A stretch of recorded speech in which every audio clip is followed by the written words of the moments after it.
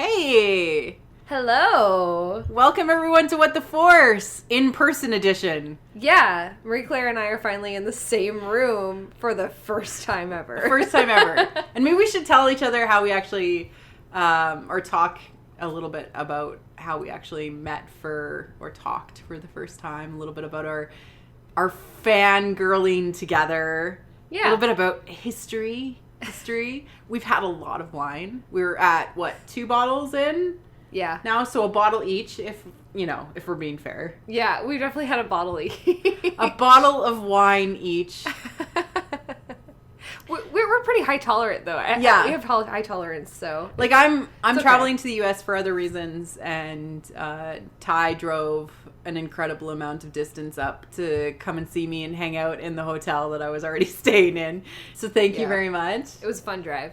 Yeah, it was like 4 hours? 4 hours. 4.5 hours. Yeah. It was a fun drive, though. I got to turn my music up and just, think about things, and it was good. It was a good drive. Yeah.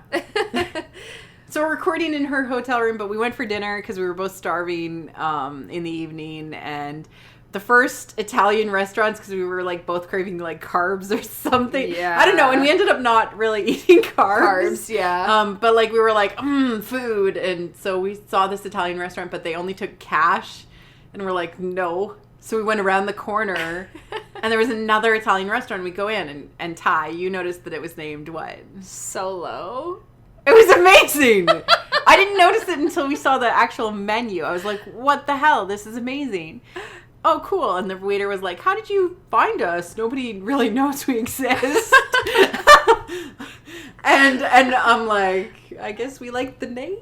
Yeah. I don't know. No, it was on Google Maps, right? We just found another Italian restaurant. It wasn't named Solo on Google Maps. It was named Solo something on Google Maps. So I was really confused when we came up to it and it had Solo on there. But I'm not so surprised. This is a very weird town. This is a super weird New Jersey town. Yeah. So hi all New Jersey listeners, if you happen to be listening. Yeah. We are in you. Yeah, we were in a very weird place. It's a very old colonial town, and lots of places take only cash. And the restaurant that we went to ended up being a BYOB restaurant. Yeah, bring your own bottle of wine. So you ran across the street to the liquor store and picked up 2 bottles, and then they chilled them for us, which is super chill. Yeah, they opened the bottle and everything as if they served it themselves, but we bought it, so no corkage, so yeah. That's kind of nice. It was okay. It was interesting. The food was good. We had meatballs and artichokes. And salmon and chicken. Yeah. It was good. It was good Italian. It was a good New Jersey Italian experience. Yeah. We talked about this a little bit elsewhere, but obviously Marie Claire is somebody who everybody knows this that listens to this podcast, but Marie Claire is somebody that is very passionate. When she sets her mind to something, she does it. Whenever she reached out to me, just because I made it's one late February. I have the date. Late February, yeah. Oh, yeah. I do too. When I started my YouTube channel, and I mentioned I hadn't even made a Star Wars video at that point, but I mentioned possibly making a Star Wars video because I was really passionate about The Last Jedi. I was really passionate about. I related to what The Last Jedi was trying to do, and I didn't know how to express that. So I was planning on making a video about it, but I didn't know how I was going to go about it yet. And I posted about it on Twitter, and the one person that responded was Marie Claire. And I guess you were following the hashtags, because I think I might have used a hashtag. I do not even remember why I saw it, but I was like, you should do this. We need more of this. Yeah, that's exactly what you said. You should do this. We need more women who are talking about this. Yes. And that resonated with me times a billion, because I was on YouTube, and most of the people that made YouTube videos that were popular were men. Mm-hmm. And I recognized that right away. And again, I was new to the fandom, so I didn't understand how much this permeated the fandom culture at that time. I didn't understand the weight of it on a lot of the women that created things in the fandom. but it meant a lot to you, and therefore it meant a lot to me, especially after listening to the podcast, and realizing where your passion comes from and where your perspective came from and all that kind of thing. So it ended up, I think, and you could talk about your perspective on it, but like it ended up becoming a series of messages back and forth of trying to figure out like where we were coming from, how we could relate, and where we were going to go with it. Well, and then I was like, The Last Jedi novelization is coming out. I would love to have you on to talk about it. And that was easy. That was easy for me because it was like, okay, I can do that. Just make sure you read it. Make sure you read it. We can talk about it. Yeah. Yeah. And you were super nervous because that was outside of your comfort zone to do talky back and forth. This is like, this is my bread and butter. This is me. Yeah. In comfort zone doing what you do. The videos is when I stretch and like I can't. It's so hard to just talk, you know, with a script or without, you know, by yourself. Yeah. Which is funny because now I've become someone who can do the podcast thing now. Yeah. Because of what I've learned from you. And I've done more of the individual talking. Yeah. You have. Like I made a video and all of that stuff. So it's helped our friendship. And then after we did The Last Jedi, I was like I really just want to talk about this myth and symbolism, because it was after the first Star Wars video. Which one was it that you did first? I did the J.J. Abrams video, I think, first. Right. And then I did like Star Wars as like fantasy, epic fantasy myth. Yeah, but I think you done that. Oh wait, that might have been first then. Why do I not remember my own? It's fine. But you did one video before The Last Jedi novelization that we did, and then I was like, okay, I need you back, and I would like to make you a co-host. I would like to make you a regular contributor to this podcast where you have a role and a significance within it, because like what you're saying resonates so well with me, and we have this great chemistry, and we could tell that as soon as we recorded The Last Jedi, which was obscenely late at night that we recorded it. Yeah, it was. Yeah. It was like, we started at like... It was like 9 or 10. 9 or 10 for you, and then like we went till like 1 a.m. or something. Oh, yeah. Because we recorded 2 episodes back to back, and we recorded what we thought about what happened, and then we talked about characters and relationships. Yeah. And especially shipping and the Kylo and Rey stuff, and that was a really popular episode because Jason Fry actually picked it up and like... Yeah, he commented on it. Yeah, he commented on it, yeah. He commented on it and said, what did he say? I'm sorry I forgot the thigh grab. The thigh grab, because we were so upset about we're like, grab. I cannot believe you missed this. I can see how you...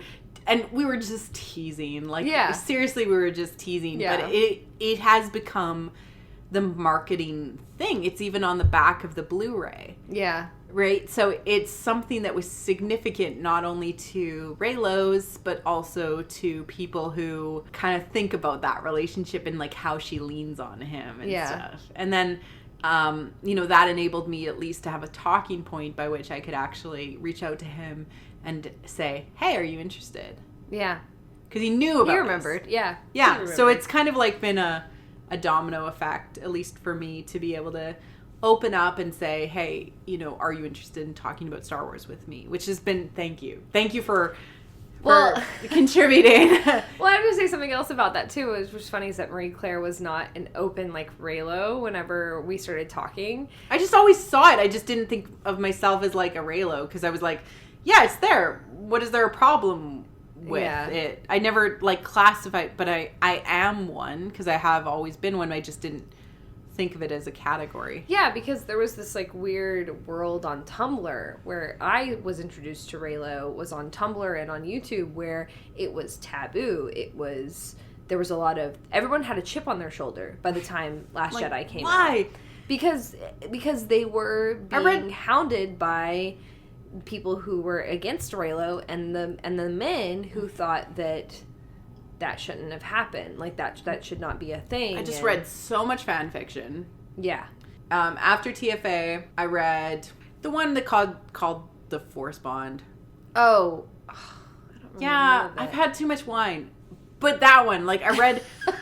I probably read like 20 fanfics focusing on Reylo and like how it was gonna come about, and like it was just like, oh, cool.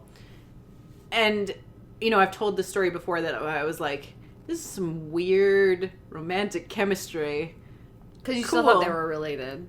Well, I thought she was a Skywalker because of the music. Yeah. Because of how Rey's theme interacts with the main theme. I thought she was like the next generation of the main theme. But it's more spiritual than that, so it's not, and she's not a Skywalker. And it was almost a week after, I was like, what's going on here? And they were like, she's either a Kenobi or nobody. Like, that was the statement that they were using. And, some people were like, it's not incest yet. But like they needed to like make these shock statements because it was so taboo, and people like talk about how shipping Reylo at the time was kind of like you were in a dinghy because it felt like almost like shameful. Yeah. TFA. Absolutely. Time frame. Then there's like, on Rebels, like the weird force bond between Maul and Ezra. It's like things are possible. Yeah. Things are out there, and then Last Jedi came, and I stopped listening to a lot of the talking heads because I became very frustrated with a few of them. I'm not going to name them, but like there's a YouTube channel out there that I basically just stopped listening to, and I listened to them quite heavily. They're like a professional YouTube channel. Yep. They are a council of people that may or may not be Jedi. But it was mainly because it's like I had my own awakening to my own femininity, that I needed to have a voice, and I needed to be okay with that voice. Yeah. And although I've always had that voice because I've always read fan fiction, and I've always kind of hung around with people that accepted my voice as my own, I needed to realize my own internal power. Yeah. And I got out of The Last Jedi, and I saw it with my kids and a friend of mine, a girl who's lovely. We walked out, and I was like, I like this movie, but I don't know why. Yeah. I did the same. Yeah. It took me a while. And I had to process it. And a month later, my husband was like, would you stop talking about The Last Jedi? And then I said, I don't know that I can. Yeah. Well, you better start a podcast then, because I don't want to listen to you anymore. Which is okay. Like, I needed to get it out of me, and that's sometimes how I feel with a lot of topics that we talk about, is that I need to get it out, and then it's out, and it stops haunting me. Yeah, and I had been like kind of mulling over the idea of doing a channel for a long time. Like, I had started my channel a year prior with the Anne videos. Right? No, actually, I started all the videos I made a year prior are now private. I had like 4 videos, and then I stopped abruptly, and I was like, I don't know what I'm doing anymore. I'm trying to be my favorite YouTubers, and I was like, I don't want to do that. You got to be your own person. You got to be your own person. But I didn't know what I had. I didn't know.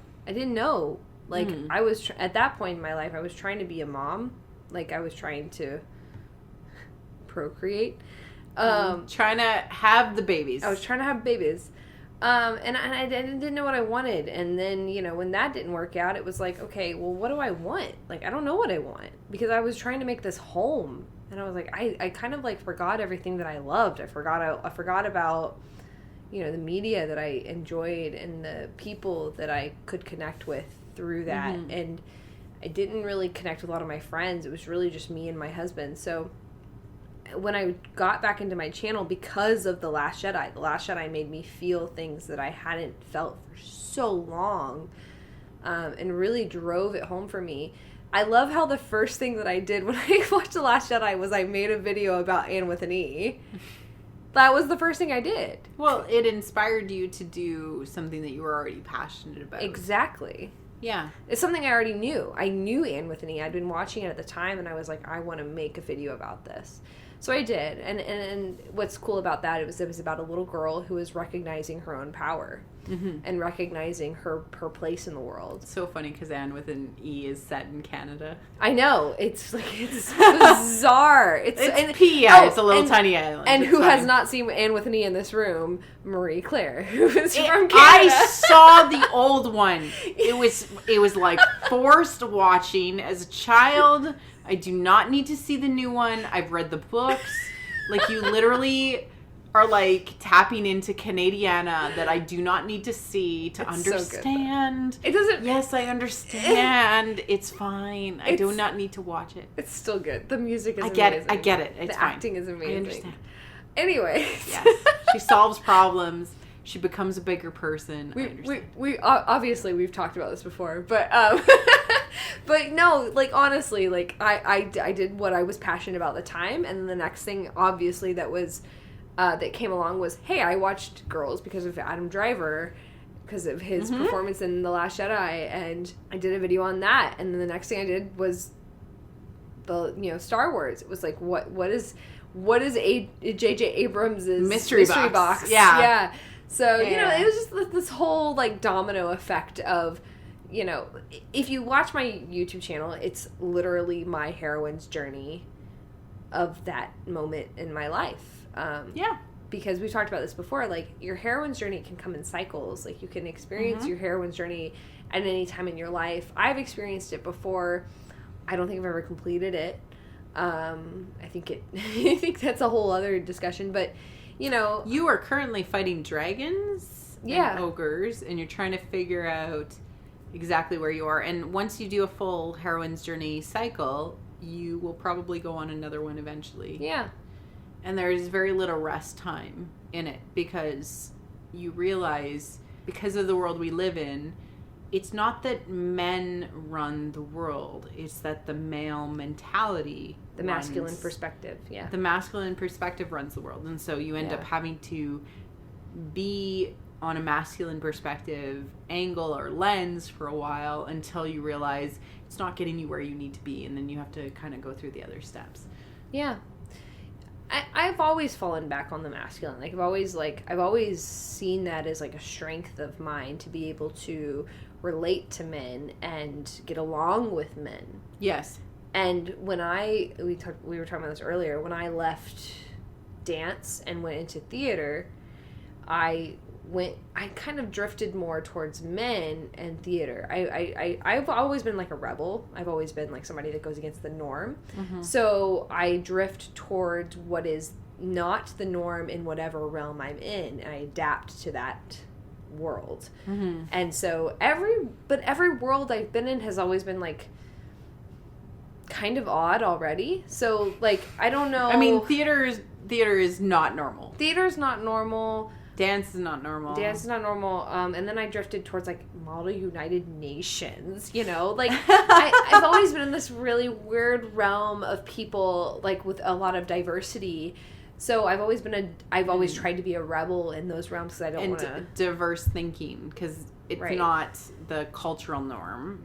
Well, who wants to be the dumb blonde of the group? Gosh darn it, like... Oh, Ty, you're not the dumb blonde. But like, that's... I'm a blonde. I'm from the South. I was always very ignorant. I understand... You have your cute ditzy moments, but you are not a dumb blonde. I appreciate it. At all. Like, but there is... Especially when you swear at a Twitter person... and tell him to suck your toes. Suck my big toe. Suck your big toe. Why do you like to pick fights so much? Because I have a chip on my shoulder. You don't have a chip on your shoulder. You just are so passionate, and you don't want to. I don't have a chip on my shoulder. No, you don't want to let them win. I really shouldn't say that. I really don't have a chip on my shoulder. I'm actually really chill. I'm actually a very, very, very chill person. Kind of a hippie. I don't know. It's so weird. I'm very much a hippie. I'm very much a hippie. But, like, I do come from, like, a background that I've always had to, like, fight against what people think about me. Mm-hmm. Not that I've been like, not that I've been put down or anything, but I have experienced certain types of things, which we have talked about, which are pretty severe to my psyche, and I've had to switch high schools because of things, and I've gone through my own struggles that still kind of stick with me. I have a perspective. This is something that I've only been able to embrace within the past year. So I've always said, oh, I'm a white girl from the South. I have a lot of privilege. I don't have a struggle. I didn't have a struggle. No, I did have, everybody has a struggle. Everybody has a struggle.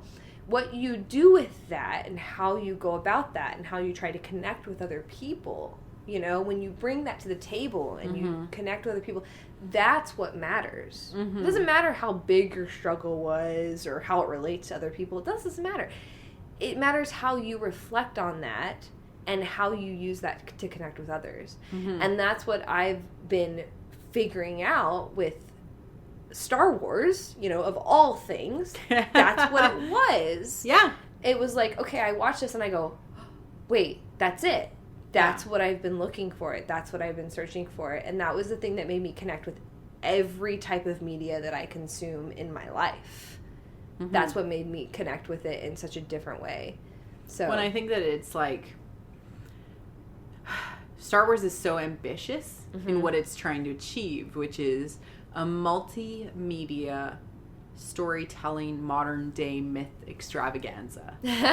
It is trying to change how we tell stories forevermore. Yeah. I remember this one particular YouTuber, again, professional person on YouTube, used to say, why aren't the stories more interconnected? No, this is when TFA came out. I want to see, the cartoons bring a character in from the books or from the Clone Wars and into the movies.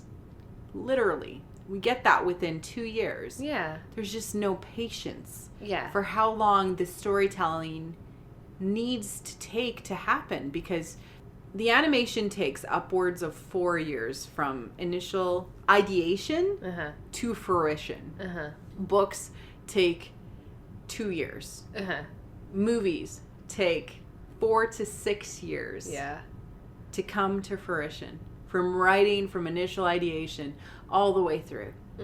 Episode 9 was written before The Last Jedi went to photography. It is impossible for us to wrap our heads around as normal fans how long these things take to produce and how long it takes to work, that these things are interconnected. But I can tell you that they are interconnected. But Marie Claire, they're making this up as they go along. Oh God, no. No. Star Wars authors themselves will tell you that they're making this up as they go along. They get character creativity. Yeah. They get how they get to tell the story, because that's part of the creative collective storytelling, is that you add your own personal experience into the story so that it connects with somebody out there. Yeah. It has to feel real and genuine, or it's just garbage. Yeah. Well, there's a reason why there's a story group. You have to, they want people to put their personal selves into Star Wars, because that's what made Star Wars good in the first place. Yes. That was what Star Wars is supposed to be. Like, Ken Liu's interview is literally my everything when I think about Star Wars. It's my everything too. Yeah, I love him so much. The way he looks at Star Wars and the way he sees contribution to Star Wars is so beautiful. It's like listening to a beautiful song. Yeah. In homage to a beautiful painting. Yeah. Right? Like it's like telling the emotion that we all feel, that Star Wars is about effervescent joy. Yeah. Right? It's about feeling that feeling again. Yeah. And if you get too caught up in trying to recapture your youth, or trying to capture like the pretty butterfly that floats by, right, you forget that it's about just experiencing it, and who you experience it with, and why you're experiencing it. Yeah. Which is just to feel storytelling in its rawest nature. Yeah. To question things, to look at things differently, to pull a different perspective. Yeah. Like, that's all a part of it. That's a part of the questioning and the joy of, like, growing up and experiencing new things and experiencing new struggles. That's all it is. Yeah. That's why grown-ups have a much more difficult time, like, processing it than it's a good lead into our conversations that we had in the restaurant. Yeah. Yeah, we should talk about. So we went into Solo, this Italian restaurant. The conversation we had in Solo. The restaurant. Solo, a restaurant story. Yeah, so we ended up, like, confessing to our waiter that we were there together because, like, we were Star Wars fans. Yeah, like we're meeting in person for the first time because we're, like, the hugest of Star Wars fans. Yeah, so we just happened to meet in this, like, tiny little town in New Jersey because we were Star Wars fans. Like, of all things. What did our waiter do? First of all, he said... Well, he's like, I really need to see those sometime. And mind you, like, did you recognize that the entire restaurant, like, there was probably, like, 10 waiters, and they were all really attractive young men? They were all freaking hot. Yeah, they were all really attractive. Except for I think he was the owner, who was, like, an older Italian man. But he was obviously, he was, like, dressed differently, but all of the waiters were, like... All of the waiters were, like, young 20s, very attractive. Yeah. Yeah. It was weird. They were, like, some of them were, like, my age. And they were, like, how do you even know about this place? And we're, like, people really just stumbled across. It's like, we only get locals, really. Yeah. Yeah, they were really surprised. It was weird. And BYO... BYOV, yeah. Weird.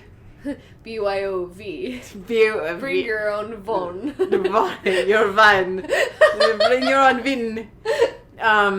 So yeah, Ty did the mad dash to the liquor store, which is across the street, to get us 2 bottles of wine, and I was a superhero. They chilled it for us, which was great, and we had amazing appetizers and entrees, and finishing out our desserts, and the waiter brings by 2 guys, literally 2 guys that are also very attractive, and they're like, these 2 guys are, like, really into Star Wars too, and the first guy's like, well, yeah, I liked all of Star Wars. Yeah, like, he's just like, cool. Yeah, women who like Star Wars, shrug. Yeah, you know. And then the other guy was like, I liked everything but Leia flying through space. He was very particular about that. It's like, very particular. What the fudge? Yeah. That's the only thing he didn't like, apparently. Like, I assumed... there was probably more. I did assume that there was probably more. But after we had, like, a really long rant about, like... Because he wanted to know. Like, he was curious about where we were coming from. We had a very you're going to get rant. A Star Wars girlfriend if you like Last Jedi. Yeah, that's what... Yeah, Marie Claire kept saying. You got to look from this from a different perspective. If you want a Star Wars girlfriend, you got to like The Last Jedi. Which was hysterical.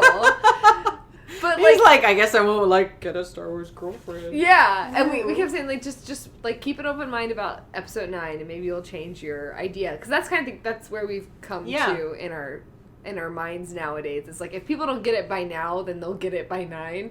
But we finished our whole rant, and I think I said something like, come on, is that the only thing that you didn't like about that episode, about The Last Jedi? And he was like, That was the only thing I didn't like. And then he kind of quickly ran away after that. Because I think... Yeah.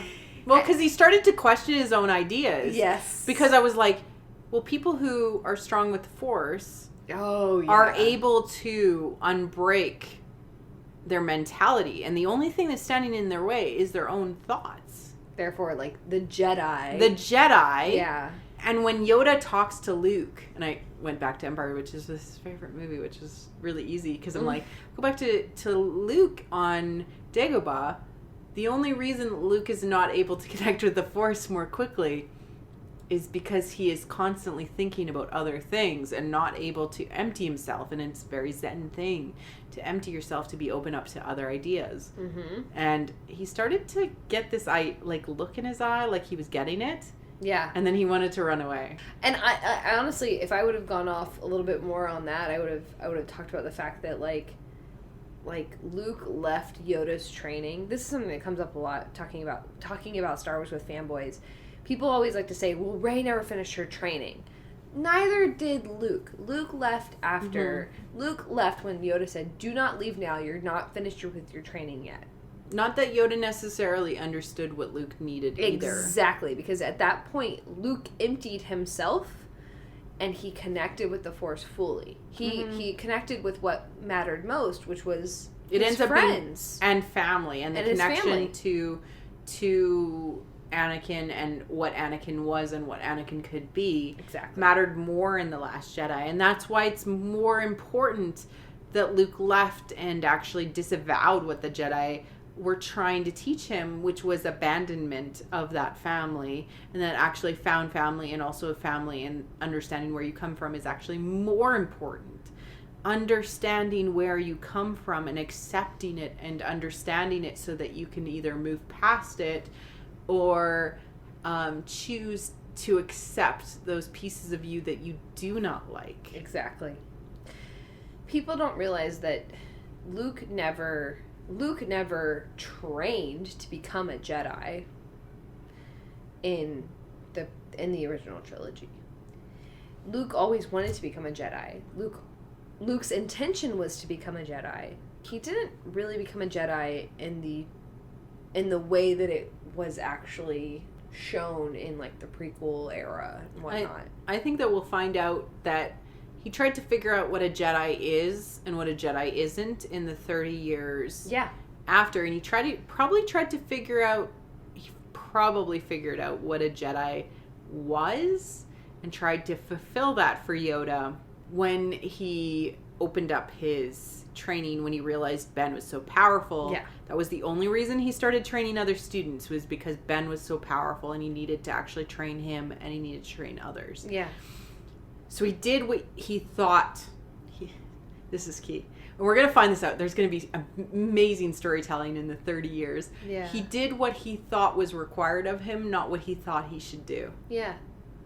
That's exactly what we just talked about with like your videos. Yeah. You thought what was required of you versus what you thought you should do deep down inside. Mm-hmm. And he thought what he should do is, re-up the Jedi as they were. But that doesn't work anymore because the world has changed. The Force was telling people when the Jedi fell that it didn't work. You cannot remove love from your heart. Yeah. Yeah. And what was really important to Luke was his family. Like, it was very important to him. And he went looking for something else. And it's shown in, like, the comics that he was constantly chasing something that kept running away from him.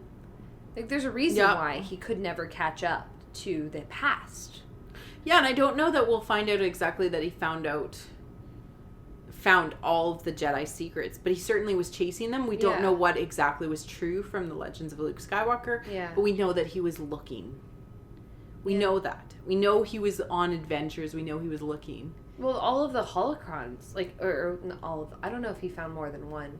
I just know that one that he found in the, whenever Luke found the holocron that told him basically told him how the Sith came about. The Sith came from the Jedi. Mm-hmm.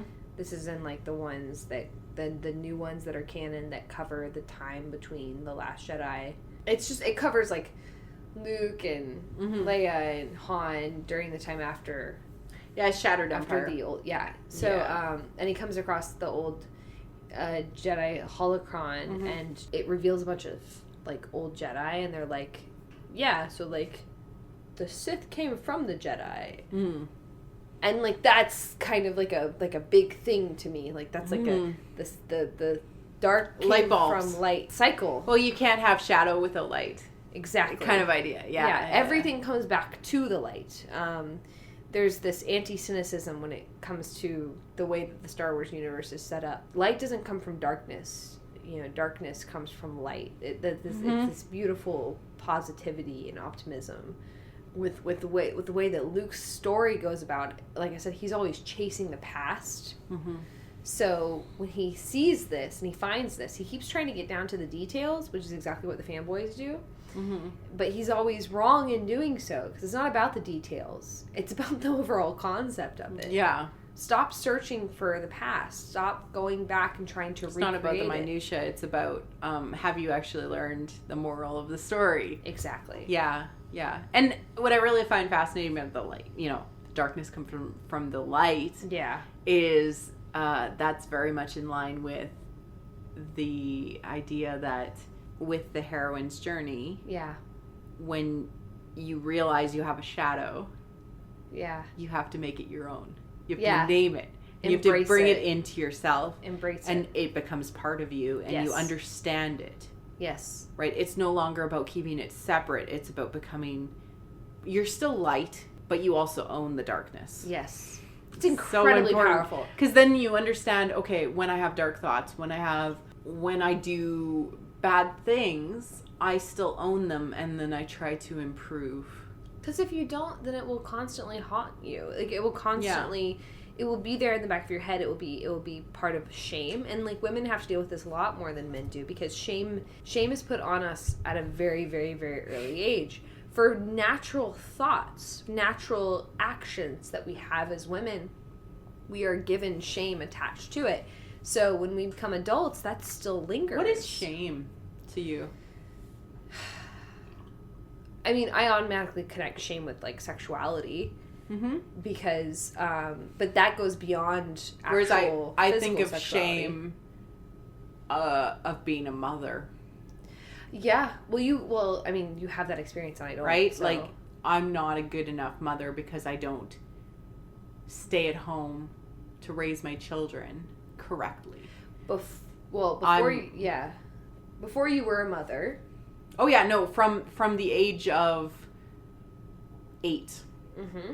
I was shamed because I was a being that held sexuality. Yeah, the hitting puberty at like 10 years old. Mm-hmm. Like, people don't talk about that enough. No, I know. You're a child. You are a child, and they treat you like you have this power, and that you should be ashamed of it. You should cover up. You should no longer behave like you would a year ago, 6 months ago, a month ago. Yeah. You now have to be wary of that power. Well, now... Because you're now the object. Yeah, you're people look at you differently, and you don't understand that yet, because that's a different type of thing. But then carrying this physical stain that's a potential, right? Like, mm-hmm. the potentiality of, like, a period showing through your pants. Yeah. Like, that is enough to carry the weight of any kind of shame. Like, that is so powerful for little girls. I don't care if you're experiencing this at 8 years old, or if you're experiencing this for the first time at 14 years old. Those times are crucial. You need to change your behavior, because you can no longer be cute and girly with men. You have to be careful. You have to be careful. Mm-hmm. You have to be on guard. You have to be... If you're cute and girly, you automatically become a sexual object. Yes. So. You're considered to be flirty or slutty. Yeah, you're asking for it. You're asking for it. Mm-hmm. And it's not fair. No, it's not fair at all. This is like literally like what I think. All women. I'm glad we're being candid about it now, because I think that we talk about it often in podcasts and whatnot. We talk about it as if, like, oh yeah, everybody knows what we're talking about. We're just hinting on it. No. But this is literally what I'm going through. You have a kid that's watching my daughter yeah. going through this and trying to keep her a little girl longer. Yeah. And understanding what society is doing to her, and just reminding her that it's okay to play with her My Little Ponies for a little longer. Yeah. It's okay to not care that it's okay to care about things, but it's okay to not care about things. It's okay to be on the pace that she wants to be. Super important. But she needs to be aware that it's coming. Mm-hmm. It's hard. It is so hard to be a woman in this world. And I don't, if any man says that that is not hard, just try to imagine being a sexual object when you were 8. Yeah. Or younger. Yeah. Absolutely. I mean, I was one of the ones that matured really quickly. I think that as we keep going as a society, women or little girls mature. Everybody says this all the time. Girls mature faster nowadays than they did before or whatever. It's proven that puberty's happening faster. Yeah, yeah. It's probably something to do with the hormones in the milk. Yeah. I don't know. I seriously don't know, but yeah. But it is happening. It is. It's so frustrating because, like, they're not mentally there. They're not emotionally there. No. And physically some things are happening to them, and we have to just allow them to be kids. But that is something that has happened throughout history, though, right? Because your period hits you before your physical puberty hits you before your emotional puberty hits you. That's always been because how it is for women. Did you not know that humans aren't actually mature until they're 26? Right. As you are now realizing. Yeah. I'm 27. I know, but your maturity hit you when you were 26. Hey, something weird happened when I was 26, and I have to say it's the best thing ever because I got over a lot of stuff. No, your adolescence runs until you're 26, and we don't, as a society, understand that it takes until you're like kind of 27 to work out your garbage in your head and like how you feel emotionally anxious about pretty much everything in existence. Things chilled out a lot when I reached that age, and I say this about my sister-in-law is 3 years younger than me. And I keep trying to show her things I'm interested in. And I keep trying to push things on her. And I'm like, don't you think this is interesting? Don't you think this is interesting? And it's mostly, it has to do with like romance and shipping and boy bands and whatnot. And she's so confused. Like, she doesn't get it. She's like, why? I don't understand. She looks at me as this older person, the mentor. And she's like, why all of a sudden are you pushing these, like, younger things on me? That's how she sees them. She sees them as younger. I think that what happens in the time between, like, 23 to 27 or however, I don't know. I'm still wrapping my head around this phenomena. But it's, you define yourself by the things that you consume until you don't. That's literally what happens. It's like throughout all of my 20s and before that, I was constantly defining myself like by the things that I can only consume certain things because this is who I am. I wanted to paint a picture of myself. I wanted to like represent myself constantly. And then all of a sudden I just didn't. Like, I didn't care anymore.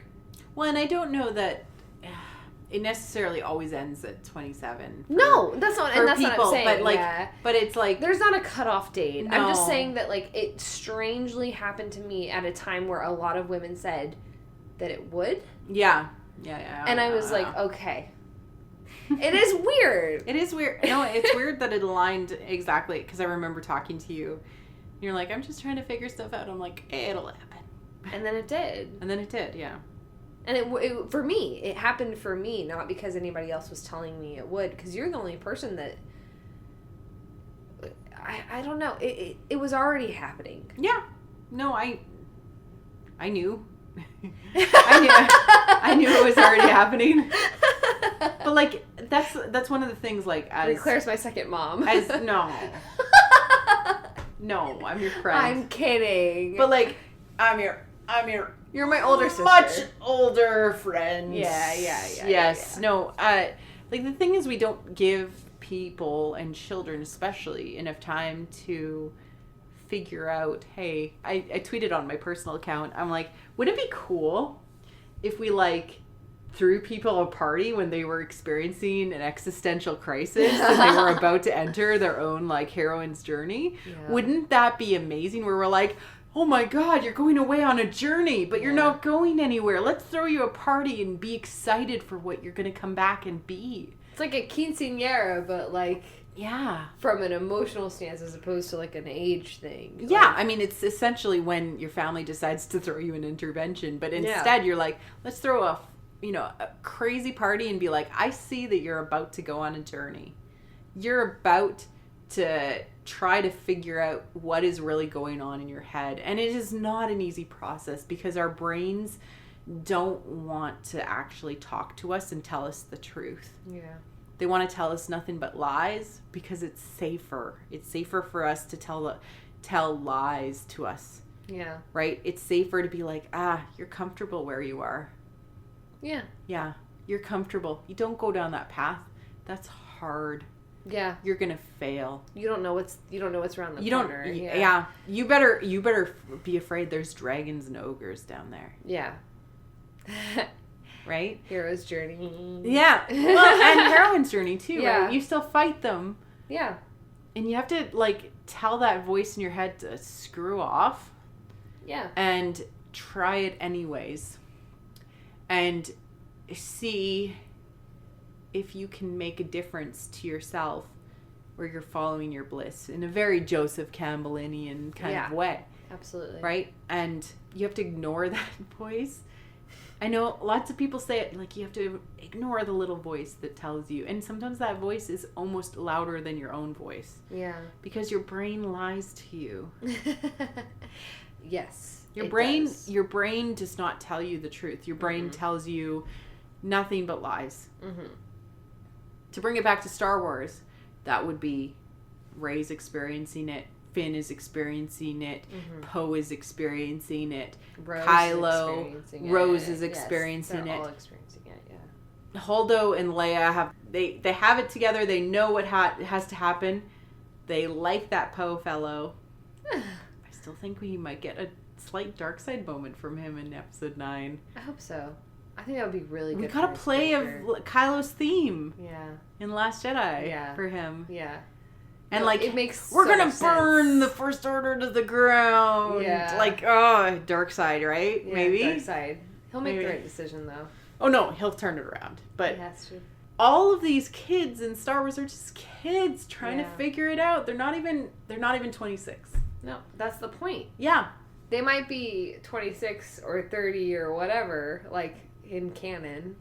But that's not the point. The emotional point for their characters. Again, we see this in Asian dramas all the time. Yeah. Most of the characters in Asian dramas are like late 20s. Oh yeah, they're in their 20s. Yeah. They're in their mid to late 20s, and like they're highly successful, but they're missing something, and they all go through it. Yeah. They're not. They have the boon of the success. Yes. But it's the imaginary boon of success. They do not know what they are missing. Yeah. That is the point. Yeah. They do not know what they are missing from their lives to feel fulfilled and completed and all of that stuff. Or they're happy and they're not successful, and they meet somebody who is successful and that is unhappy, and then they kind of like complete each other. And no, there's this is interesting thing that I relate to it so much, because as someone who I have consumed so much masculine media for so long. Yeah. And I feel like I'm missing something out of my life. When I saw The Last Jedi, I was like, oh my God, like I missed this. And it's not that Rian Johnson isn't a dude who wrote it, but he literally he would send it every single day. And he's talked about this, especially on the Slash Film podcast, where he talked with them for 3 hours about the making of The Last Jedi. Yeah. He spoke specifically on how every single day he would write his little stories, and then he would send an email to Carrie Hart, one of the executives in story group for Lucasfilm. Carrie Hart would read it over and provide commentary back. So Rian Johnson didn't write a single word of The Last Jedi without Carrie Hart being aware of it. Yeah. And commenting on it. Yeah. That is incredibly important. And I do not foresee a single Star Wars movie being written without that happening in the future, because we absolutely need it and we deserve it. Yeah. We deserve to have two perspectives with every... If a woman were to write a Star Wars film, please make that happen. Yeah. We would have a man that would read it over. I would hope so. I mean, I've recently endeavored on a storytelling experience of my own, and I had a man read over every single moment of it. Yeah. Because I needed that perspective. Is this too weird? Is this too feminine? Yeah. Can you even understand this perspective? Because I didn't know, you know? Yeah. It's so important. It's so important to have both views, because especially if we're like insulated in our own, you know, our own circles are very like feminine, which I love. I think it's amazing. I think it's really great. But yeah, it's very important to have both perspectives in there and say, hey, like, am I ignoring something that's really important to you? Because obviously, like, the masculine have their own struggles and they have their own perspectives and they have something that's really important that they bring to the table that say, hey, I have a struggle, and like that's important too. But we got to tell our story. It's just that in this particular environment with Star Wars, it does relate to everybody. It's really important that it relates to everybody. Well, and I think that if more men can see it in mass media, they will understand and find a little bit of that self. Like, back to our episode that we recorded on the female gaze and the heroine's journey, they see a little bit more, because the masculine journey doesn't explain everything for them. It will never explain everything for them, because they were raised by mothers. It will never explain all of the aspects of themselves. Because they were taught by somebody who enjoyed reading romance novels.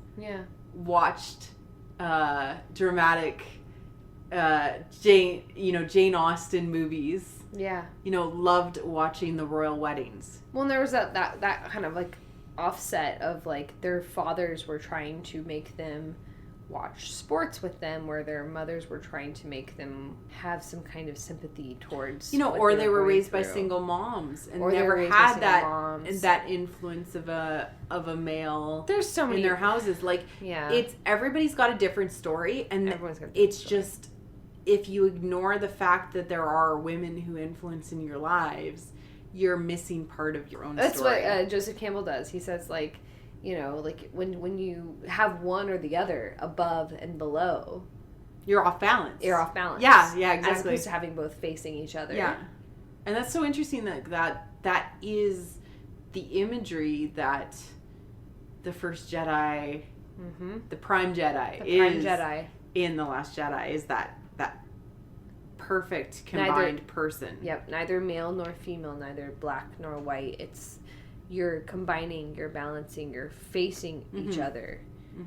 And it's not we talked about this before, but like, it's not a gray, it's not mixing the two together. No, it's owning it. Owning it, yes. It's acknowledging it, and it's giving it its name. It's as simple as yin and yang. It's just like Joseph Campbell always says, like, but yin and yang is confusing for people. Like, because it shouldn't be. How are you supposed to relate to each other unless you have a little bit of something in the other person that you have in yourself? But you have to be okay with owning that I have a deeper voice. I am more masculine. My husband loves Kenny G. He's more feminine. Kenny G. So much Kenny G that his friends thought in high school that he was gay. So funny. But he played the saxophone, so... Oh, that's acceptable. No, but he's also into musical theater, and he's an actor, and he's got all those qualities, right? Like, where people just assume things. That's so sweet. But he is a loving dad. He accepts the feminine within the masculine. Right? And that is, you accept it, you own it, you acknowledge it, you name it as your own. That is the heroine's journey. Yeah, it is. Yeah. Absolutely. Yeah. And like, It's like, it's so funny that it's like Star Wars that is initiating these like, in some ways, fundamental cultural conversations. Yeah. Because it's like, I see the fandom changing before my eyes, which is really exciting. Yeah. You know, I'm really excited for Celebration. I'm really excited to meet so many people who care, who fundamentally care about these kind of crazy storytelling that happens in a galaxy far, far away. It really shouldn't matter, but in some ways it should matter more, because storytellers used to be, you know, so important to society. Yeah. Because they're telling us about ourselves. Because fundamentally, when you think about this, can you think about how you think about your own thoughts? You can't? I can. I'm very self-analytical. Yeah. Very self-analytical. Like, I had a sad thought. What caused that sad thought? Yeah. Am I feeling sad?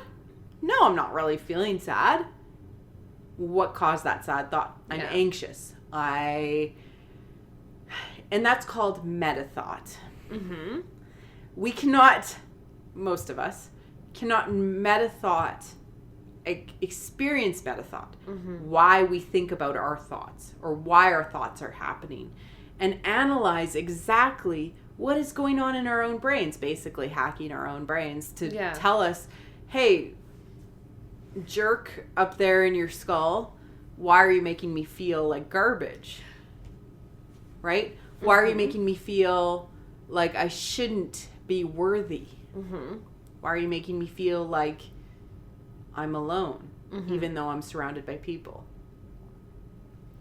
But a lot of that is like there's a lot of thoughts that you have that are nonsense, right? Yeah, but you have to actually you have to be analyzing it. Yeah, you have to separate it from who you fundamentally are in your heart. Yeah. And I like to picture it like my heart, because it's a separate place. But that's what storytelling does for us. If you can view it through the lens of the story that is being told, you can do meta thought on your own brain without necessarily knowing how to do it, because you're going to view your own life and your own experiences through the story that is being told for you. And that's why storytelling in modern day myth making is so fundamentally important.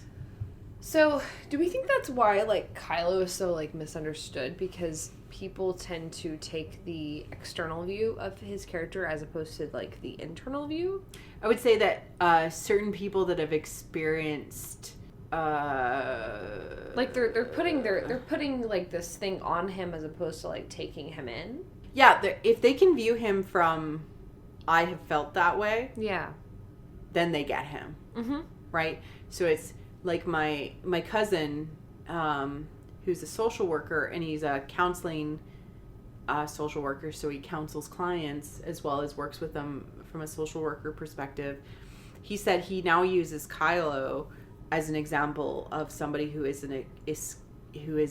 left an abusive home situation, or an abusive foster care situation, who's a teenager, right? Because he sees the same behaviors in Kylo as somebody who has experienced a break in trust of a parental figure that is not their own parents. Yeah, and the behaviors that he is, showing, and this is something that a lot of people have an issue with. It's like, they're like, oh, but Han and Leia were great parents. Of course they were great parents. They were great people. But he was in a foster situation. He was in a foster situation. It does not necessarily, we don't necessarily put the blame on Han and Leia. However, essentially he is a special needs kid who was put into a boarding school situation with a figure that probably failed him in the end. Yes. And then taken in by a bad influence father figure who he killed. Yeah, that was the biggest thing. That last one is the biggest thing, right? Because, like, again, a lot of people take issue with, like, blaming Han and Leia, but, like, at the end of the day, they're going to go back and they're going to show us a little bit more, I think, about Kylo and about where he came from, and, like, we're going to either get, like, a video from R2, or we're going to get a story from Leia, or we're gonna get an explanation from Lando about his childhood. We've already seen, or about the Jedi Temple, and we've already seen some of that in Last Shot. Yeah, My Little Starfighter. Yes. Lando picks him up, and he's in his little like pajamas and like. Or he's buck-ass naked, I think. Yeah. At that moment. Yeah. And, like, Lando's like, my little starfighter. Yeah, he's naked. That's my best Billy D. Williams.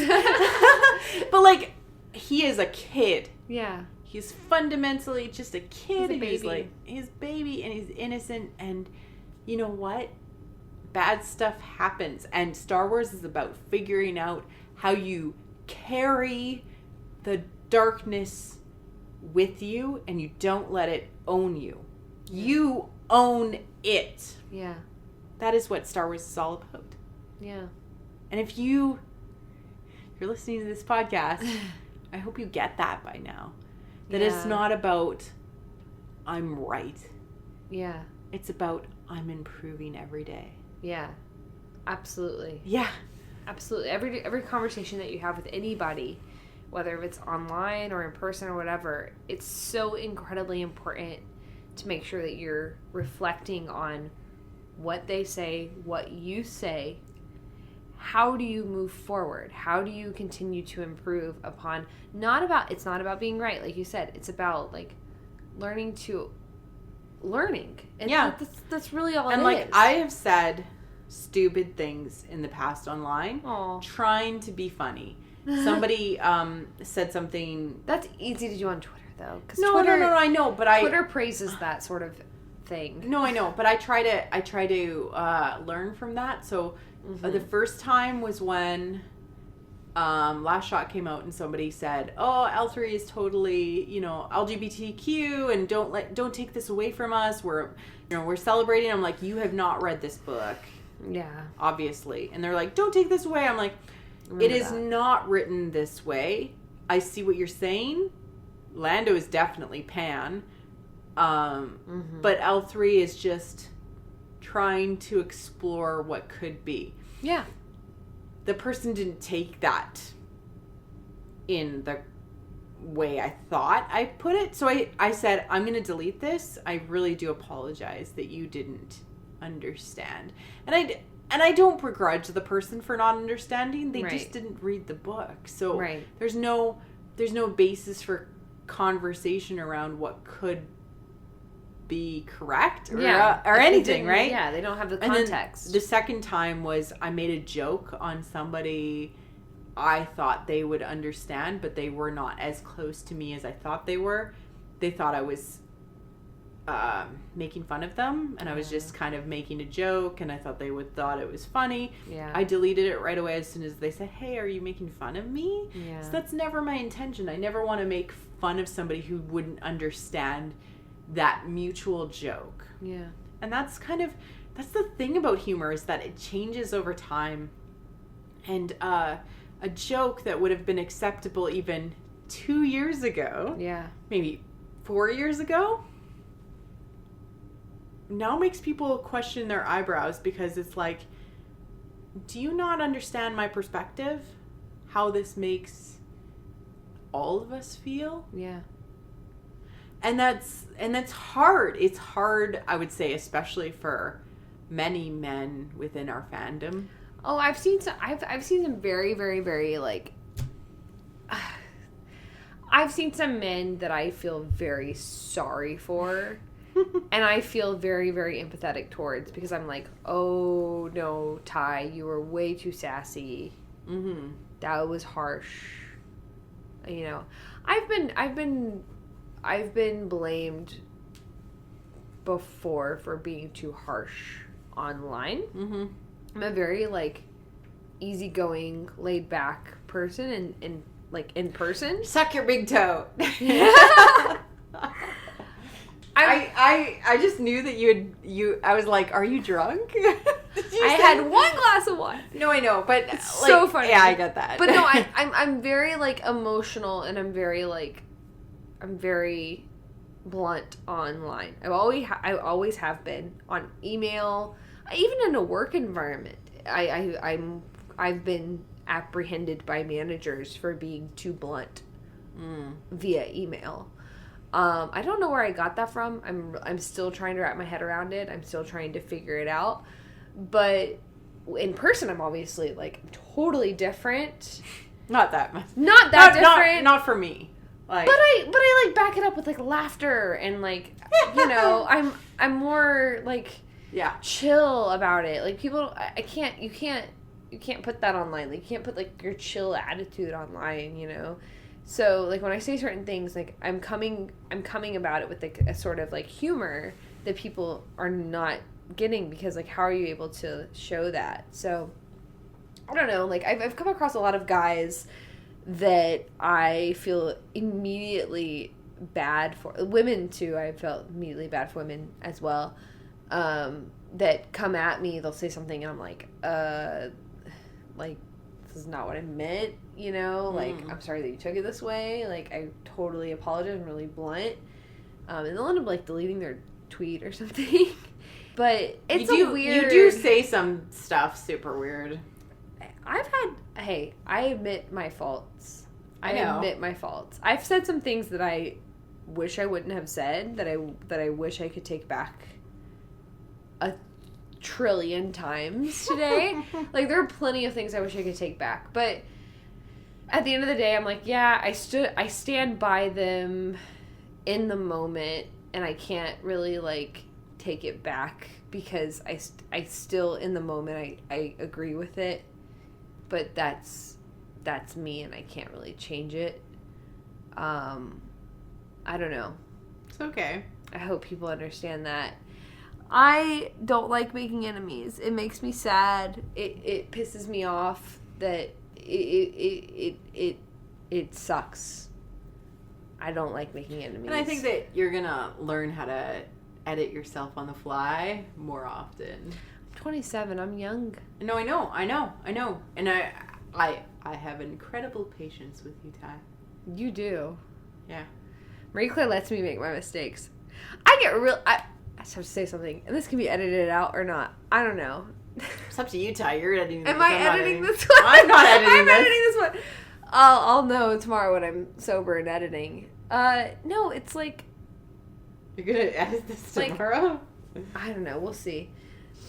Marie Claire lets me be myself, whether I'm texting or I'm talking or chatting or whatever. Like, and she just says, okay. All right. I don't have to... Like, you tell me what you think, and you don't correct me. You don't try to change me. You don't try to convince me. You just tell me what you think. And that's so admirable. Because I know, because I'm so hard on myself, because I'm so introspective, because I'm so like, every time I have time to think, this is why I play music loud, this is why I consume so much stuff when I'm not producing, is because if I take 2 minutes to myself to just think, I think too much about the social interactions that I've had. And it hurts. So the fact that you give me the time to breathe. You never have to worry about, like, the social interactions we have. No, not that and that's what I'm saying. The fact that you give me that, the fact that you give me the breathing room to stretch my legs, to grow, to make mistakes, to, you know, to be who I am, and to not judge me, and to not try to be my mother, and all this kind of stuff, like, to, you know, just to be there, like, it's really important. I know we have, like, a back and forth relationship when it comes to that, but, like, give each other what you need, but no, it's really important, because I don't have that elsewhere. But I think that, like, it's one thing we could try to improve on is understanding that this is something I struggle with too, is like, okay, somebody has behaved maybe badly in the past. Yeah. There's a person, female fan. Yeah. You don't even know which fan I'm talking about. I don't. But there's a few. There's a few. I have a feat in my head, but I'm like, I don't know what you're talking which about. Which one? You know, there's a female fan, and they've behaved not admirably in the past, but you got to remember that they are on their own journey, and they're on their own path to understanding, you know, A, who they are, and B, who they're growing up to be. And there's a don't know if this is going to come out before or after the Redemption podcast with Nettie, which is coming out on Monday, but Yeah. this will probably come out after. But Yeah. the idea is, Buddha would say, Buddha would say. those people that commit evil sins haven't grown up yet. Yeah. They're just making mistakes, right? They've made a mistake, and you can accept that, and you can forgive them for not being grown up enough to understand what that mistake is. And that's something, like, I've always given myself slack for. Like, I've always given myself slack to, like, grow up and move on, because, I won't say why. Cause that is like, the difference like between thing, but, redemption and atonement. Yeah. And I just wish people, can I just say this? I wish people would give me the benefit of the doubt. And this is something I do for everybody. I give people the benefit of the doubt. You really do. All the time. Because I messed up so many times when I was young. Yeah. Because I've always interacted with older people. I've always been more ignorant. I've always been more not knowledgeable about certain things. I've always picked fights with people that know more than I do. I like that you pick fights, though. That's sweet of you. That's very sweet of you to say that. I think that people respect you because you're not afraid of people. I'm not afraid of people. No, but like the reason I'm not afraid of my reputation getting hurt. What does it matter? You're like, I'm just a YouTube person, whatever. It doesn't really affect me, right? Yeah. You have that perspective. But like people, there are some fights that are worth fighting. Yeah. Right? There are. And that's what I'm saying. Like, I wish people would give me the benefit of the doubt whenever I cross into a territory that I didn't expect. Yeah. I've come across some fights where I thought, I'm going to pick this fight because I think this is worth it. This is worth it for my cause. But then I stumble into somebody else's cause. Yeah. And I go, oh, crap. Like, what did I do? And sometimes you don't see what other people are trying to fight for. No. Yeah. No. We're all, at the end of the day, we're all ignorant of each other's causes and each other's purposes. So it's just, it's constant. It's constant. And, like, I've decided to be a controversial person from day one. Like, I've always been a controversial person, so I'm going to continue to be a controversial person. But I hope it's in a way that people can, like, understand and, like, I don't know. I'm not going to say that. You have had it's 1.5 bottles of wine. Yeah, I'm not going to go there. I just hope people like. The thing is, like, I don't know. Are you trying to come at it from a place of love, even though you might not I don't care. create your words correctly? I believe in my journey. And I believe that mistakes make me who I am. Mm. And I think that I'm going somewhere that is good. Oh, yeah. Yeah. So that I think that the mistakes that I make are a part of that. Yes, they are. And so people that should be allowed to be making mistakes. Yeah. Evolution is incredibly important. And, like, I, of all people, want to be able to look back and say, I got better. Yeah. And if I didn't have somewhere to get better from, then, like, what's the point? You know, like, I'm not trying to make mistakes. I'm just saying you didn't know what the pinnacle of Thai was before you started. And that's part of the journey, is to figure out who the best version of yourself can be. Yeah. Yeah. No. Yeah, of course. I don't know. This whole thing is, like, so crazy. And nobody is perfect overnight. It's like you go up for a while and you're like, oh, I slipped back down. But maybe you didn't go back down as far as you ever went. And then you're like, I'm going to try again. And it's like a bumpy path upwards. Yeah. And sometimes you reach the lowest valley of your life before you go up again to past where you were. Yeah. Right? Because it is not a straight line. And no one no one will ever tell you it is a straight line. No one will ever lie to you that way. That they're like, I was successful overnight. It is always hard work. It is always trying to figure out who you are. But this is the thing. It's like somebody I deeply respect told me today. The difference between the people I can trust and the people I can't trust is whether the people I can trust work hard all the time.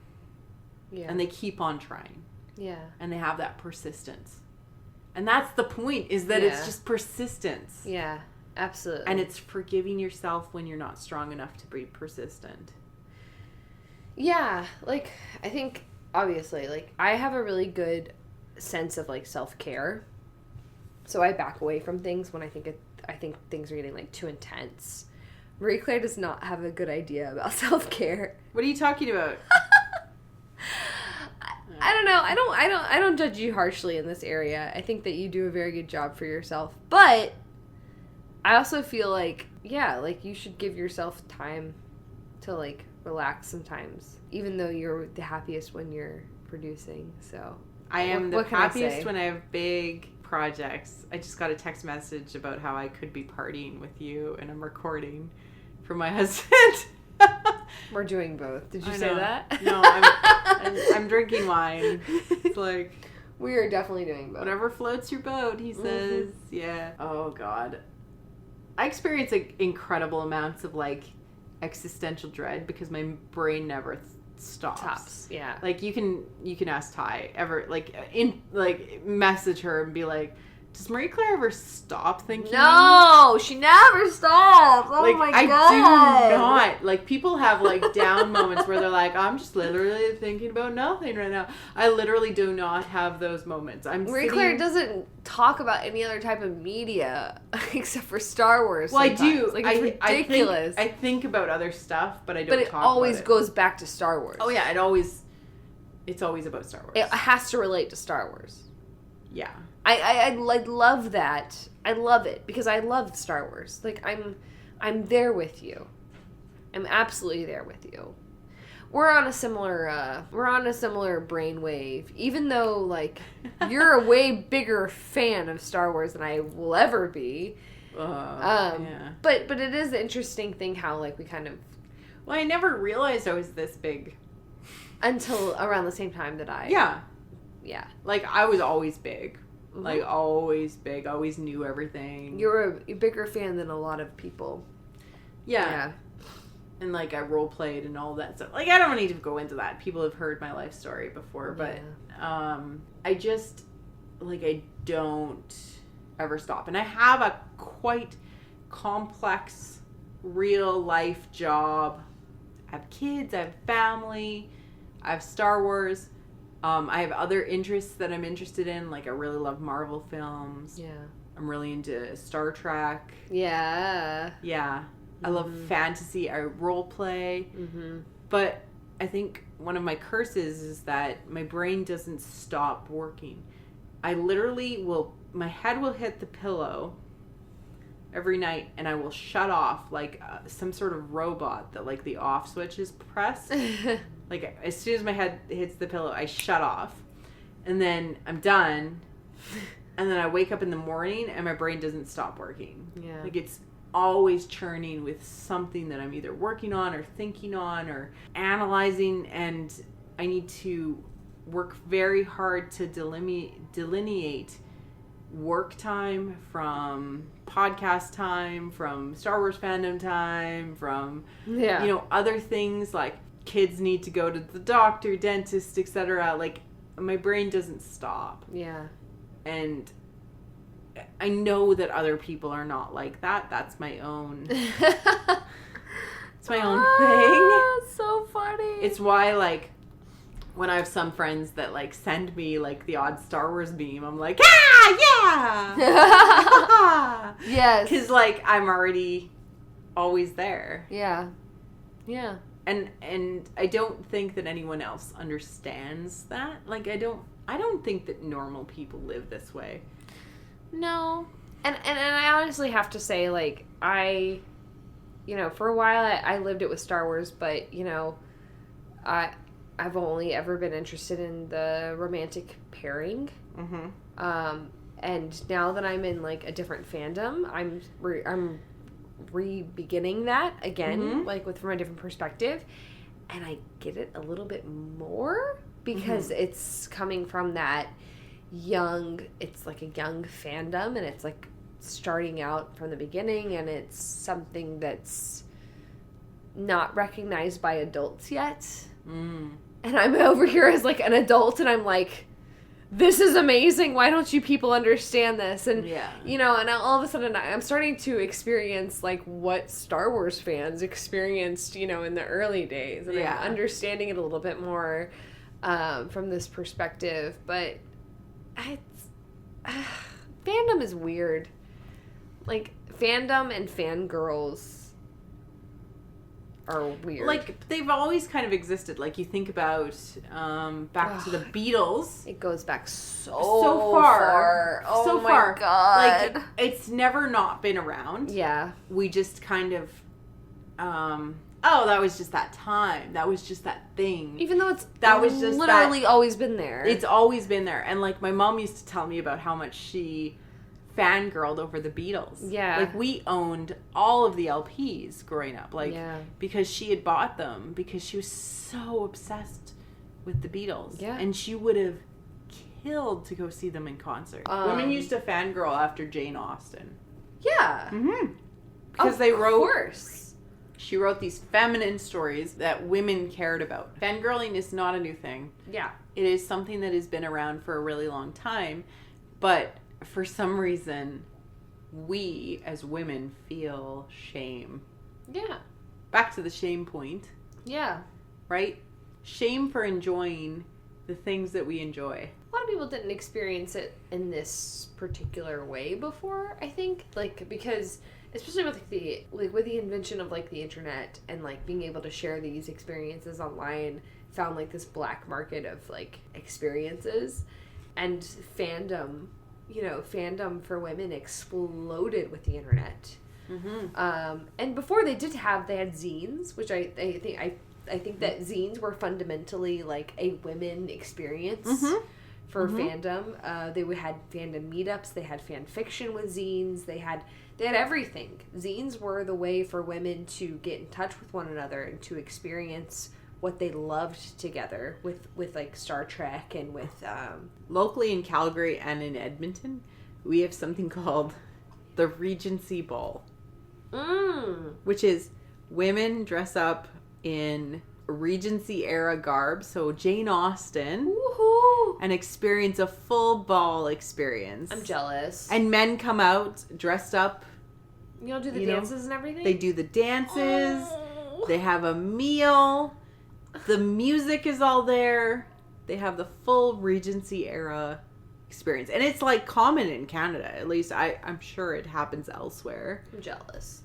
It's so cool. I haven't gone, but, like, my good friend has gone to multiple, and she's actually talking about what she's gonna make for her dress for May. Oh so it's God. like it's something that she plans like a year in advance. Yeah. Because it's like it's important to her, and it's not like these women are weird. This is just what they love.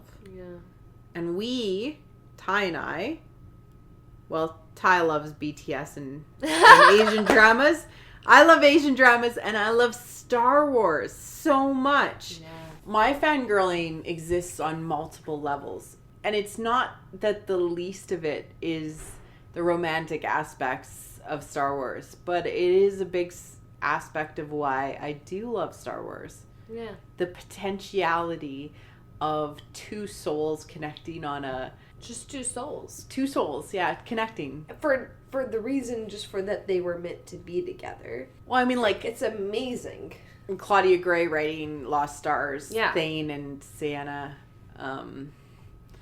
is exactly that. Mm-hmm. Somebody posted, I was like, Star Wars romance is so good. Just like random tweet. Yeah. And somebody was like, only Han and Leia. What? And I'm like, what about Thane and Sienna? Yeah. Like, what about all the other romances that are well, in anyway, canon? I just like, don't you like fun? Yeah. Come on. Don't you like fun? Well, romance. Why does romance have cooties? Kind of tie. I'm kind of bitter about this right now. I can't go here without like being bitter about it because it's so frustrating to me. But because I was there about 2 or 3 years ago. Mm-hmm. Actually, 4 years ago. 3 years ago, I picked up a romance for the first time in a very long time, a book, and I kept the romance secretive, and I kept the romance as my guilty pleasure reading for a long time until The Last Jedi. And like that's the thing is like The Last Jedi made romance mainstream again for me. And it wasn't like it wasn't mainstream, but maybe some of the other romances did speak to you, like Twilight, like Hunger Games, like because there was Hunger Games was my jam. Twilight was, I liked Twilight. The problem was with the romance with those movies was that they weren't they were not for me, but they were also not epic. They weren't They tried the scale. Tried to be epic. They were not, and they were not ever on the scale. They weren't two hands reaching across the galaxy to touch each other? Yeah, they weren't Moulin Rouge. They weren't Phantom of the Opera. Whoa, Moulin Rouge! You're bringing Moulin Rouge into it. Yes, I'm bringing Moulin Rouge into this. Moulin Rouge shaped so many things for me, and like north and south. Like there's so many things that I like grew up with that like echo that storyline. It has nothing to do with my mom. It has nothing to do with like It has nothing to do with like because my mom exposed me to a lot of like media. My mom had me watch The Best Little Whorehouse in Texas when I was like 11 with Dolly Parton. Okay. Have you ever seen that movie? No. Oh, it's a musical too. It's a movie musical. It's so good. It's so good. You gotta watch it. It's so good. But she loved that's what she loved. She loved sex as being funny and men as being whereas like parody. I was like Gilbert and Sullivan growing up in Hollywood musicals, so like Gene Kelly, right, and Ginger Rogers. Yeah, it's like, very that was my childhood, and Gilbert and Sullivan is very like sarcastic and witty and it's almost based on British humor. In a lot of ways, yeah. And there's always like happenstance that happens to resolve the conflict in the end. Well, and that's mistaken identities. When I was about that age when I was getting interested in musicals and stuff with my mother, I actually related to like the Shakespearean stuff more so. So I ended up becoming a member of the first Shakespeare company in my hometown. Oh, cool. It was called the Southeastern Shakespeare Company. Like we were the first Shakespeare company in the Southeast in general, made up of teenagers. So I was a part of that founding, and I was like, I did a lot with that group. I did directing. I did stage choreography. I did dance choreography. I did, I was assistant director, and I was a main actor for a few years with that company. Those are the storylines that you have: mistaken identity, and with mixing of genders and all that kind of stuff. It's so good. It's so good. And we would play around with let's do this in the 70s era, and let's do this, what we'll do with this kind of garb, let's flip the gender roles, or like whatever. Like the cool thing about Shakespeare is that it's never meant to be read. Like it's always meant to be performed. Yeah. And it's always meant to be performed during the day in front of a raging crowd. Yeah. Like it's not meant to be performed in a solemn theater. No. With people who respect it. That's surrealism again. Right? It's gotta be surreal. It's gotta be based in like a surrealism in order to actually like connect with people. Yeah, it's gotta be almost too real. Yeah. Yeah. It's too not real. It's too surrealism is really weird. We should do an entire episode on surrealism. Yeah. I'm just saying, because I think it's like a really It's an important thing to talk about. It's an important thing to talk about. Yeah, I studied a lot of it in film theory. Yeah. Because there was a lot of surrealism in early film because it was Yeah. all experimental, especially the 1910s and 1920s. Yeah. When they were still trying to figure out what film was going to be from an art form perspective. Yeah. Mm-hmm. I think it's super interesting. It is super That's interesting. the kind of stuff I like. That's like, when I talk about weird and like Star Wars and whatnot, that's what I'm talking about. It was like experimental Star Wars. Yeah. Yeah, I don't know that we're going to get experimental Star Wars for a while. We got it with Rian Johnson. With his deleted scenes, with his Thal the Siren, with like his mirror stuff. No, it was in all the purposeful, cave. though. It was all purposeful symbolism. That's experimental. It can still be experimental. It can still be surreal. It can still be weird. Like, it fits. That doesn't mean it's not. It's just through a different lens. It wasn't, like, extremely surreal. I think it's extremely surreal. I mean, but I actually it was think, compared to Star Wars. But I think that Star Wars is inherently surreal. Oh, yeah, no, it is. Yeah. Yeah. Like, Star Wars is surreal. Like, Yeah. the animated stuff is not necessarily surreal. When it comes to, like, the soap opera, like, family Well, drama, and, like, we don't even use that term anymore. No. Like, space opera. Space opera. Space opera. We don't even use that term anymore. No. Because it's changed. Yeah. It is changed to almost something else. Like, we need a new term to describe what Star Wars is, because it's like iterative myth or something. That's why when I went into my video about it, I was just like, it's still, like, it changed. Like, it's no longer space opera. It's not a space western, even though it has elements of that. It's not either of those. No. It's become a myth. It's become a legend. It's become a modern myth. Like, I agree with you. Yeah. You don't. We agree. You're preaching to the willing. What are you doing? No, I already understood you. No, yeah, I know, I agree. Yeah. Oh my god, we are so ending this episode soon. We're so drunk. Marie Claire was laying down, and now she's like, I can't lay down anymore.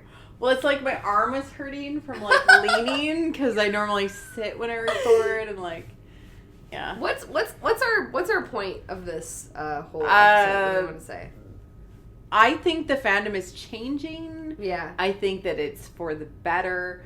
I think I'm really excited to see what Star Wars is going to be after Episode 9. I've said that for a while.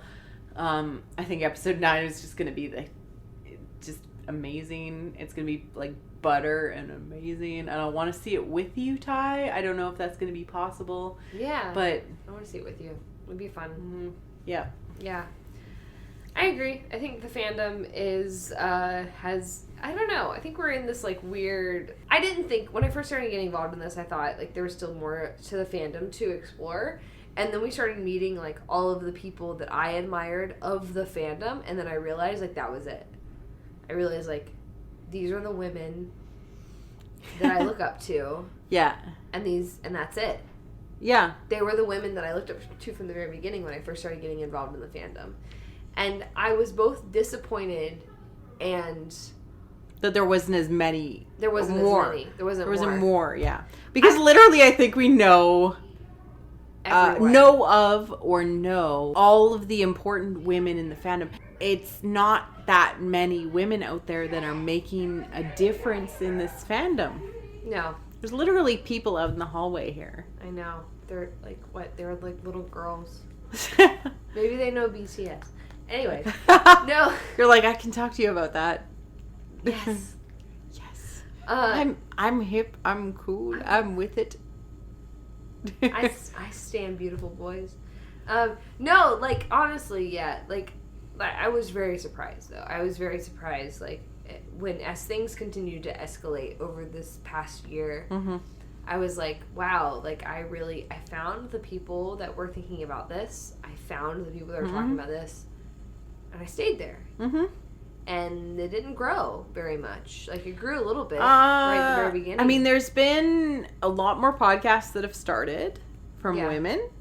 And I'm very proud of that because I've helped at least make women think, oh, you know, I could do a podcast. And trust me, you can freaking do a podcast if you want to. Yeah. It's not hard. It's really not hard. It's not hard. It costs a little bit of money. Money and time. And I'm not saying that guys can't do podcasts. But please be a positive guy podcast. And have a woman on. And have a woman on. Regularly. Like, don't just be a podcast that invites a woman on to... I have this issue with, like, there's this guy from my hometown that has a podcast. He'll never listen to this. This is okay. And he, it's just him and this guy talking about movies. And, one of his friends that was a good friend of mine said, hey, why don't you have Ty on your podcast? Because she has, like, she's got a cool, unique perspective. And I was like, oh, great. Thank you. That's awesome. I would love to be on a podcast. I would love to be, like, this is long time ago. I would love to be a guest on this podcast of my home, like, people from my hometown. That would be really cool to talk with them about Star Wars. And these were two guys that were hosting it. You can't go home again, Ty. Huh? You can't go home again. I'm not going back. No, but that's the idea. Like, you can't go home again. No. You're in your own... No, I know. You're in your own place. I know. I've done a 360 there. I've done a 180 there. No, what ended up happening was it kind of, like, disappeared. Like, the whole idea, like, kind of disappeared. It kind of, like, went into oblivion because, like, they were, like, intimidated by me. Of course, that happens, right? It's like, you know, like, I stopped hearing from them, and then... Oh, I was asked to be on a podcast to cover The Force Awakens as we lead up to The Last Jedi. Yeah, I saw that. And I'm like, Nobody wants to have me on their podcast because I'll just chew them out. No, you won't. Such a liar. I'm so chill. Yeah, you're super chill. I make a big fuss out of it here, but... You freaked out a little bit last time that you were invited on a podcast. Which one? The one we got to talk about, like, our stories? No, it wasn't that one. It was the one before. Maybe it was the Dark Crystal one.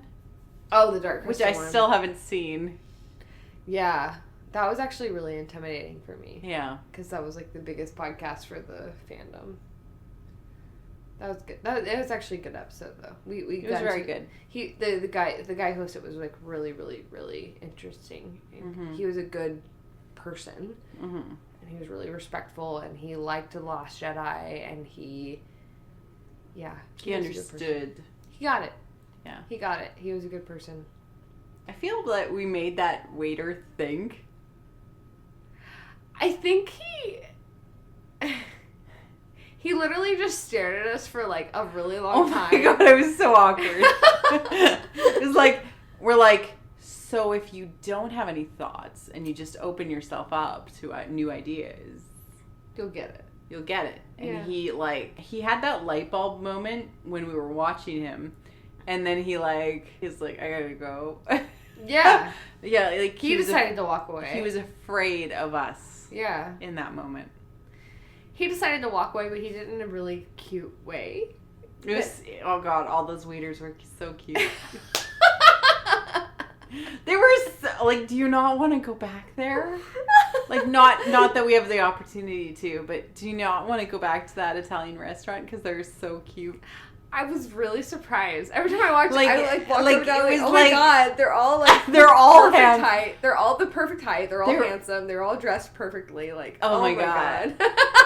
Why was that? That was so weird. It was like a weird, like, nobody knows about this restaurant. It was like Coffee Prince, but it was an Italian restaurant. Oh, Coffee Prince. We should write this drama. Yes, we should write this Asian drama. Yes. No, it'll be an American thing. Yeah. Yeah. Yeah. Yeah. It's a New Jersey thing. I don't know. Yeah. I don't know what's going on in this town. I got lots going on. I'm writing a cool audio, it's done. Yeah. Wrote a cool audio drama. Yeah. Marie-Claire wrote the coolest audio drama. Yeah, and Ty's gonna star on it, so you get to hear her lovely voice. I still can't believe I'm starring in it. It's bizarre. You'll be a great. You'll be a great. I'm gonna be a great. I'm drunk. I cannot believe I'm even coherent and using big words right now. You're hysterical. What? You're hysterical. No, I'm not. Yeah, you're funny. No. You're funny. It's almost midnight. You're fine. It's only like 10 my time though. Then. It's almost midnight here. No, but like it's 10 my time. I don't have a reason. Are you 2 hours difference? Yeah, 2 hours. I know, right? I have no reason to be, but I've had like a bottle and a half of wine, which is way more. Like I finished it. Well, let's wrap up this episode. Okay. And then we'll decide what we want to do. Just go to sleep. No! Wait, are we going to watch The Last Jedi? Yeah. I can grab my iPad. It's on my iPad. I was thinking about it. You want to watch The Last Jedi? Yeah. Yeah? Or The Force Awakens? I don't care.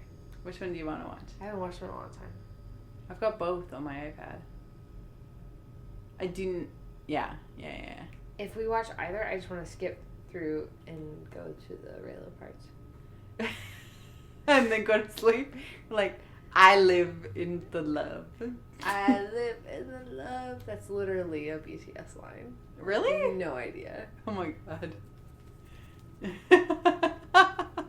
Anyways, you're gonna like that's one of the hardest things is without content coming out from Lucasfilm. Exactly. People feel abandoned because they need constant input, or they feel abandoned. I don't feel abandoned because I have BTS. No, but like I don't. So I know people are like Resistance. It's been paused for like a month. Oh, that's right. It's starting up this weekend. It'll be back by the time this comes out because I doubt it's going to be edited. We've been talking for 2 hours. I'm not surprised. There's a lot of like pee breaks. I'm not surprised. And there's a lot of drunken rambling, which will be hard to edit. I think this is chocolate. They do like chocolatey mints. It's mint? I think like it's chocolate Andes? mint. I think it's chocolate mint. Maybe not. Is it chocolate? It was chocolate. Oh, I thought it was a chocolate mint. Wrap it up. Isn't it supposed to be a chocolate mint? Okay. Well, this has been Hi. That's why you're wrapping it up. I don't know. What am I supposed to do? All right, fine. You never had like a ending like you thought you like kept going. Like... I am so drunk, Ty. Okay, wait. No, so this is us being in person. It's really important to talk about stuff in person because it changes your whole perspective. No, it doesn't. Yes, it does. Well, it doesn't change. Well, okay, I gotta say back. Okay, let me start over again. Marie Claire and I are the exact same people in person as we were online. Yeah. That's pretty cool. I hope you enjoyed our ramblings. Drunken ramblings. They might have been influenced by alcohol. They might have been influenced by white wine specifically. They might have been influenced by Lace Fitch Sauvignon Blanc specifically. Because that was a really good wine that we found that was pretty good price. But I hope that you enjoyed it because we did. This is totally a bonus episode. Yeah.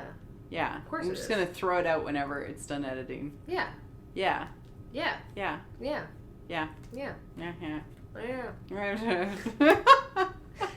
It's probably okay. Well, I probably love good tone to leave off on. I love the fans that listen to us, and I love that you do listen to us. Yeah, you're cool. I think that Ty is probably one of the most amazing people I've ever met online. Aww. I really do think that she's still super cool in real life, although does not wear the same clothes that I pictured. Not anymore. Not anymore. No. And she's just really awesome, and she drove like 4.5 hours to come and see me, so yeah. Eternally in love with Ty. Aw, thank you. That's sweet. Take care, everyone. Cheers. Bye. Bye.